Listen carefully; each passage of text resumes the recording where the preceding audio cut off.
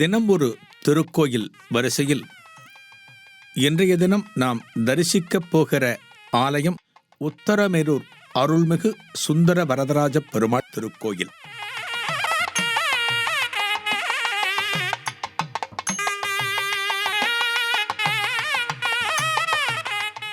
அடுக்குமாடி குடியிருப்புகளை மிக சமீப காலத்தில்தான் பார்க்கிறோம். ஆனால் 1000 ஆண்டுகளுக்கு முன்பே ஆலயங்களையும் அடுக்குமாடிகளைப் போல் கட்டியிருக்கிறார்கள் நம் மன்னர்கள். ஆச்சரியமாக இருக்கிறதல்லவா? தரைத்தளம் தவிர மேலும் 2 தளங்கள், ஆக 3 தளங்கள். இந்த 3 தளங்களிலும் பெருமாள் திருமேனிகள் குடிகொண்டு அருள் பாலிக்கின்றன உத்தரமேரூரில்.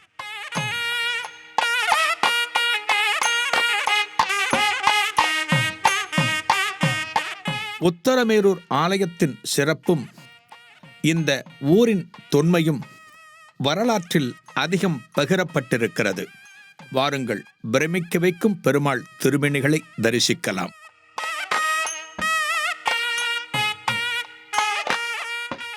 எங்கே இருக்கிறது உத்தரமேரூர்? சென்னையில் இருந்து சுமார் 83 கிலோமீட்டர் தொலைவிலும், காஞ்சிபுரத்தில் இருந்து சுமார் 26 கிலோமீட்டர் தொலைவிலும், செங்கல்பட்டில் இருந்து சுமார் 26 கிலோமீட்டர் தொலைவிலும் உத்தரமேரூர் அமைந்துள்ளது.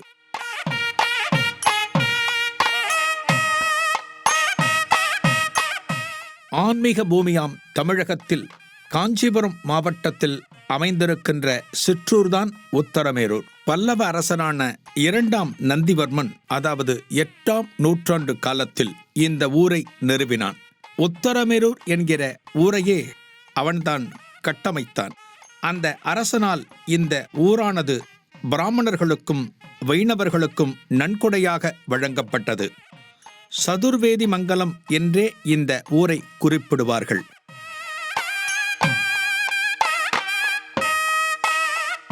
இந்த ஆலயமானது பாரம்பரிய நினைவு சின்னமாக போற்றப்படுகிறது. இந்திய தொல்லியல் துறையால் நிர்வாகம் செய்யப்படுகிறது. யமுனை கரையிலிருந்து வந்த விராடராஜன் இங்கு கோட்டை கட்டியதாகவும், பின்னர் ராஜேந்திர சோழன் இவ்வூரை கைப்பற்றியதாகவும் வரலாற்று குறிப்பொன்று சொல்கிறது. இந்த ஊரின் வரலாறு பல்லவர்களுக்கு முந்தையதாக கூட இருக்க வாய்ப்புள்ளதாக பல்வேறு சான்றுகள் மூலம் அறிய முடிகிறது. 10ஆம் நூற்றாண்டு கல்வெட்டு ஒன்று இந்த ஊரை உத்தரமேரூர் சதுர்வேதி மங்கலம் என்று குறிக்கிறது. உத்தரமேரூர் என்கிற ஊர் பெயருக்கு என்ன காரணம்? யமுனையில் இருந்து விராடன் வந்தான் என்று சொன்னோம் அல்லவா? அந்த விராடராஜனின் மகனான உத்தரன் ஆட்சி செய்த ஊர் என்பதால் இந்த ஊருக்கு உத்தரமேரூர் என்கிற பெயர் ஏற்பட்டது. பல்லவர்களால் கட்டுவிக்கப்பட்ட இந்த திருக்கோயில் சோழர்கள், பாண்டியர்கள், சம்புவராயர்கள், விஜயநகர மன்னர்கள் மற்றும் நாயக்க மன்னர்களால் பல்லவர்களால் கட்டுவிக்கப்பட்ட இந்த திருக்கோயில் சோழர்கள், பாண்டியர்கள், சம்புவராயர்கள், விஜயநகர மன்னர்கள் மற்றும் நாயக்க மன்னர்களால் பல்வேறு காலங்களில் திருப்பணிகள் மேற்கொள்ளப்பட்டு ஆலயம் விரிவுபடுத்தப்பட்டுள்ளது.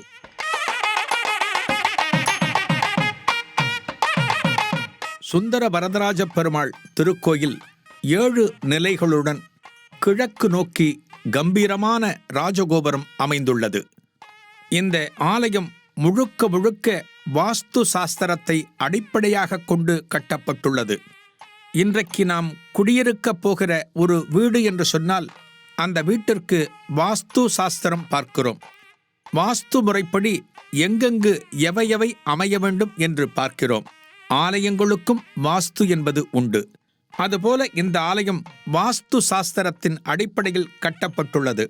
வாஸ்து சாஸ்திரத்தில் பெயர் பெற்ற பரமேஸ்வர தச்சனை கொண்டு நந்திவர்ம பல்லவன் இந்த ஆலயத்தை கட்டுவித்தான். மயன் மதம் என்ற நூலின் அடிப்படையில் இந்த ஆலயம் வாஸ்து சாஸ்திர முறைப்படி கட்டப்பட்டிருப்பதாக அறிய முடிகிறது. எம்பெருமான் நாராயணன் இந்த ஆலயத்திலே நின்ற கோலம், அமர்ந்த கோலம், சயன கோலம் என்று 3 கோலங்களில் சேவை சாதிக்கிறார். இப்படி 3 கோலங்களில் மகாவிஷ்ணு அருள் பாலிக்கும் வெகு சில தலங்களுள் இதுவும் ஒன்று என்பது சிறப்பு. 3 தளங்களில் அமைந்த ஆலயம் என்று பார்த்தோம். இந்த உத்தரமேரூரைப் போலவே 3 தளங்களில் அமைந்த ஆலயங்கள் திருக்கோஷ்டியூர் மற்றும் மதுரை கூடல் அழகர் பெருமான் ஆலயம். உத்தரமேரூரிலே அந்த காலத்திலே புகழ்பெற்ற 7 ஆலயங்கள் காணப்பட்டனவாம். ஆனால் 3 ஆலயங்கள் மட்டுமே இன்றைக்கு நமக்கு தரிசிக்க கிடைத்திருக்கின்றன.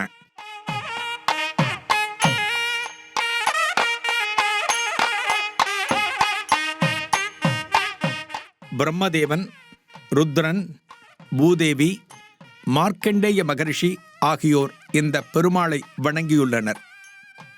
இந்த கோயிலின் 3 நிலைகளில் உள்ள மூலமூர்த்திகள் அத்திமரத்தால் உருவானவை என்பது குறிப்பிடத்தக்கது.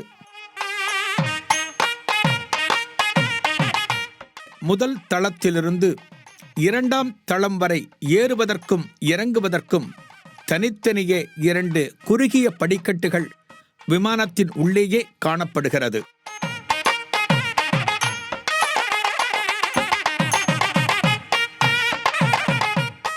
சுற்றி வருவதற்கு பிரகாரம் மற்றும் சுதை வேலைப்பாடுகளுடன் கூடிய ஆரச்சுவர் எல்லாமே முதல் மற்றும் 2ஆம் தளங்களில் நம்மால் தரிசிக்க முடிகிறது. தரைத்தளத்தில் உள்ள முதன்மை கருவறையில் ஸ்ரீதேவி பூதேவி சமேதராக ஸ்ரீ சுந்தர வரதராஜ பெருமாள் கிழக்கு நோக்கி சேவை சாதிக்கிறார். 4 கரங்களுடன் நின்ற திருக்கோலம். மேல் வலது கையில் சக்கரம் மற்றும் மேல் இடது கையில் சங்கு ஏந்தியும் கீழ் கைகள் அபய ஹஸ்த முத்திரையும் கடிகஸ்த முத்திரை காட்டியபடியும் காட்சி தருகிறார். இந்த மூலவர் பெருமானுக்கு வெள்ளை மூர்த்தி எம்பெருமான், வெள்ளை மூர்த்தி ஆழ்வார், ஸ்ரீ ராஜேந்திர விண்ணகர ஆழ்வார் மற்றும் சொக்க பெருமாள் என்ற பெயர்களும் வழங்கப்பட்டுள்ளன.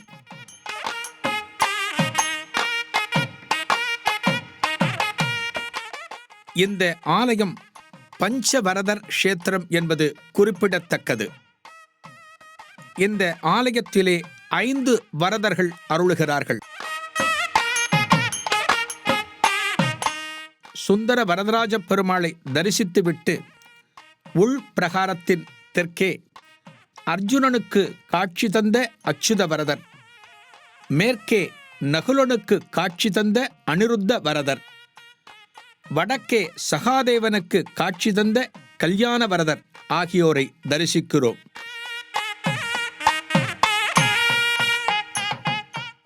மேற்கில் அமர்ந்த திருக்கோலத்தில் சேவை சாதிக்கும் லக்ஷ்மி வராகரையும் இங்கே தரிசிக்க முடிகிறது. இங்கே தரிசனம் தருகிற பெருமாள் சயன கோலத்தில் காணப்படுகிறார். அனந்த பத்மநாபன் எனப்படும் ஸ்ரீ ரங்கநாதர் தான் இவர். வலது கரத்தால் மார்க்கண்டேயர் தலையில் ஆசிர்வதிக்கின்ற நிலையில் இந்த ரங்கநாதர் தரிசனம் தருகிறார். அருகே திருமகள், பாதத்தின் அடியில் மது கைடவர்கள் ஆகியோரையும் தரிசிக்கலாம்.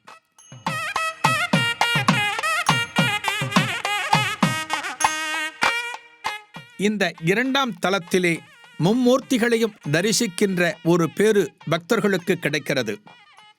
ரங்கநாதரை பார்த்தது போலவே பிரம்மனும் சிவனும் இந்த தளத்தில் தரிசனம் தருகிறார்கள்.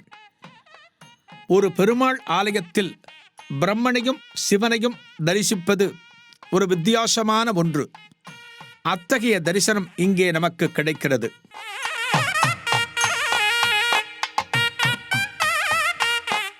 இந்த ஆலய விமானங்களில் எண்ணற்ற தெய்வ திருமேனிகளை நாம் தரிசிக்கின்றோம். அவை ஒவ்வொன்றும் சிற்பக்கலையின் நுட்பத்தை நமக்கு சொல்வதாக காட்சி தருகின்றன. ஒரு காலத்திலே இந்த ஆலயத்திலே எண்ணற்ற ஓவியங்கள் காணப்பட்டனவாம். நமது பழமையின் பெருமைகளை சொல்லும் விதமாகவும் ஆலய திருவிளையாடல்களை விளக்கும் விதமாகவும் இந்த ஓவியங்கள் காணப்பட்டனவாம். ஆனால் அந்த ஓவியங்கள் தற்போது இல்லை. இந்த ஆலயத்தை எத்தனை முறை தரிசித்தாலும் அழகுதான். பலிபீடம், கொடிமரம், கருடாழ்வார் போன்ற சந்நிதிகளோடு இந்த ஆலய விமானங்களையும் ஆலயத்தின் ராஜகோபுரத்தையும் தரிசிக்கின்ற போது பக்தர்களின் மனம் பரவசப்படுகிறது. பல்லவர்களுக்கு பிறகு சோழர்கள் இந்த ஊரை கைப்பற்றினார்கள். சோழர்கள் காலத்திலும் இந்த ஊரானது சிறந்து காணப்பட்டது. அந்த காலத்திலேயே மன்னர்கள் இப்படியெல்லாம் வாழ்ந்திருக்கிறார்களா, இப்படியெல்லாம் ஆலயங்களை கட்டியிருக்கிறார்களா, இப்படியெல்லாம் நீர்நிலைகளை பாதுகாத்திருக்கிறார்களா என்றெல்லாம் இன்றைக்கு நாம் வியந்து பார்க்கிறோம்.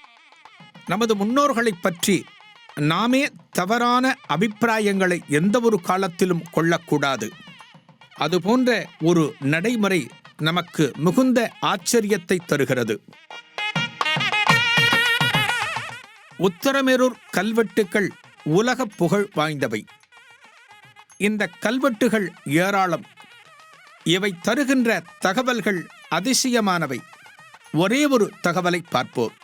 சோழர்கள் காலத்திலே உள்ளூர் தலைவர்களை மக்களாட்சி முறையில் தேர்ந்தெடுக்க தேர்தல் முறை எப்படி நடைபெற்றது என்பதை விளக்குகிற வகையில் கல்வெட்டுகள் காணப்படுகின்றன. அந்த தேர்தல் முறையில் குடவோலை முறை என்பது முக்கியமானது. என்னது குடவோலை முறை? சோழர்கள் ஆட்சி பிரதேசத்தில் வசிக்கின்ற மக்கள் தாங்கள் தேர்ந்தெடுக்க விரும்பும் தலைவரை அவர்களே தேர்ந்தெடுக்கலாம். எப்படி தெரியுமா? வாக்குரிமை சீட்டுகளை ஓலையில் எழுதி அதற்கென வைத்துள்ள ஒரு குடத்தில் போட்டுவிட வேண்டுமாம். இந்த குடத்தில் சேர்ந்திருக்கின்ற ஓலைகள் பிற்பாடு எண்ணப்பட்டு அவை பிரிக்கப்பட்டு தலைவர் தேர்ந்தெடுக்கப்படுகிற நடைமுறை அன்றே காணப்பட்டதாம்.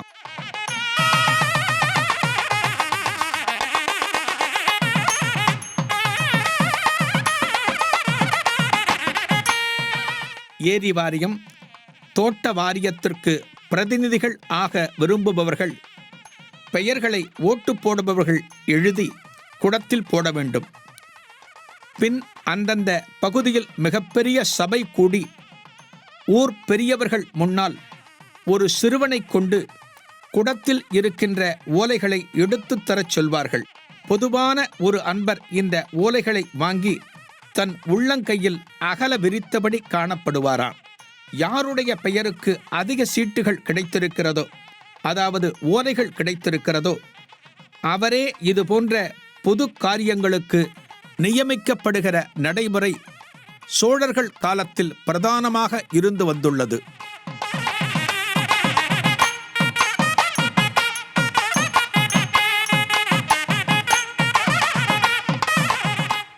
இன்றைக்கு தேர்தலில் நிற்பவர்களுக்கு வயதுகளை நாம் தீர்மானிக்கிறோம் அல்லவா? அதுபோல சோழர்கள் காலத்தில் 70 வயதுக்கு மேல் தேர்தலில் நிற்கக்கூடாது. 35 வயதுக்கு குறைந்தவர்கள் தேர்தலில் நிற்கக்கூடாது என்கிற நடைமுறைகள் அந்த காலத்திலேயே இருந்துள்ளன.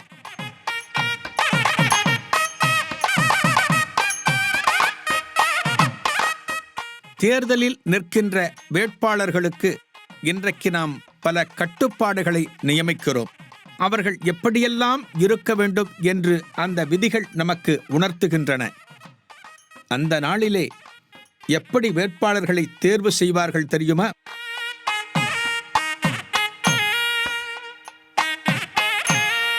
ஒரு தேர்தலில் நிற்கிற வேட்பாளர் சாஸ்திரங்களை கற்று உணர்ந்திருக்க வேண்டுமாம். நற்குணங்கள் கொண்டவராக காணப்பட வேண்டுமாம். எங்காவது வேலை செய்து கணக்கு காட்டாமல் இருந்தால் அவர்கள் தேர்தலில் நிற்பதற்கு தகுதியற்றவர். இப்படிப்பட்டவர் மட்டுமல்ல, கணக்கு காட்டாமல் இருப்பவரின் உறவினர்கள் கூட தேர்தலில் நிற்க முடியாதாம். எப்படியெல்லாம் அந்த காலத்திலேயே ஒரு வேட்பாளரை சீர்தூக்கி நிறுத்தி பார்த்திருக்கிறார்கள் என்பதை இந்த கல்வெட்டுகள் மூலம் நாம் அறிய முடிகிறது. இத்தகைய உத்தரமேரூர் கல்வெட்டுகள் ஆலயத்தின் வாசலிலே ஏராளம் காணப்படுகிறது.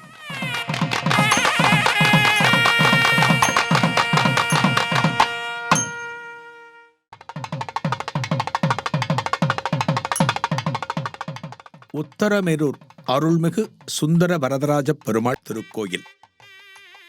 இந்த ஆலயத்திலே பெருமாளின் பிரசாதமாக கல்கண்டு, முந்திரி, திராட்சை போன்றவை வழங்கப்படுகின்றன.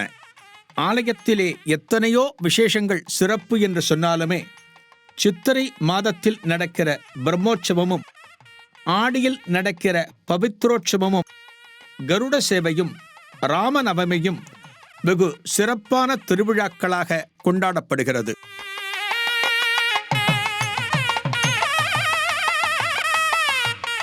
உத்திய வரதராஜ பெருமாளை நாம் அறிவோம். அந்த ஆலயத்தின் உற்சவத்தின் போது வரதா வரதா என்று பக்தர்கள் பெருமாள் திருநாமத்தை சொல்லி தரிசிக்கின்ற காட்சியை நாம் பார்த்திருக்கிறோம். இங்கே பார்த்தீர்களா? உத்தரமேரூரிலே ஒரே ஆலயத்திலே பஞ்சவரதர்கள், பஞ்சபூத தலம் சிறப்பு, ஷட்டாரண்ய தலம் சிறப்பு. இதுபோல ஆலயங்களை ஒருங்கிணைத்து ஒரு வழிபாட்டினை கொண்டு வருவது அன்றைய நடைமுறை. ஒரு ஆலயத்தோடு தங்களது தரிசனத்தை பக்தர்கள் நிறுத்திக் கொள்ளக்கூடாது என்பதால் அடுத்தடுத்த ஆலயங்களையும் இணைத்தே ஒரு வழிவகை ஏற்பாடு செய்திருந்தார்கள்.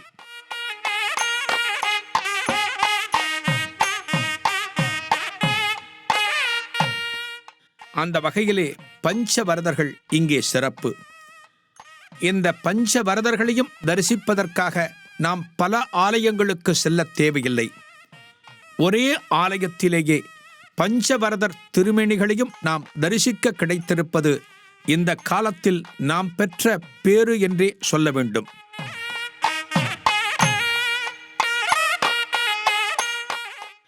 இந்த வரதர்களின் அருளுக்கு சிறப்பாக பஞ்சபாண்டவர்கள் சொல்லப்படுகிறார்கள். பஞ்சபாண்டவர்கள் ஒவ்வொருவரும் தரிசித்த திருமேனிகளை நாமும் தரிசித்தோம். அவர்களுக்கு இருந்த இன்னல்கள் அகல்வதற்கு இந்த வரதர்கள் அருளியிருக்கிறார்கள். அதுபோலவே இந்த வரதர்களை இன்றைக்கு நாமும் தரிசித்தால் நமக்கு இருக்கக்கூடிய பிரச்சனைகளையும் பல துயரங்களையும் இந்த வரதர்கள் அகற்றுவார்கள்.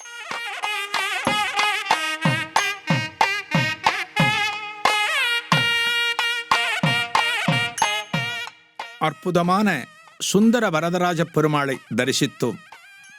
3 நிலைகளில் தரிசனம் தருகிற, அதாவது நின்றான், அமர்ந்தான், கிடந்தான் திருக்கோல பெருமாள்களை 3 தளங்களில் தரிசித்தோம்.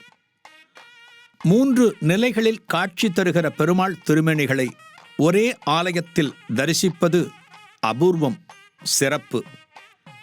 உத்தரமேரூர் வருகின்ற பக்தர்களுக்கு இத்தகைய விசேஷ தரிசனம் இங்கே காத்திருக்கிறது. மன்னர்களின் கட்டடத் திறமையும் கல்வெட்டு உண்மைகளையும் உரைக்கின்ற திருத்தலம்தான் உத்தரமேரூர். வாருங்கள், உணர்வு பூர்வமான, வாழ்க்கையிலே மறக்கவே முடியாத மகோன்னதமான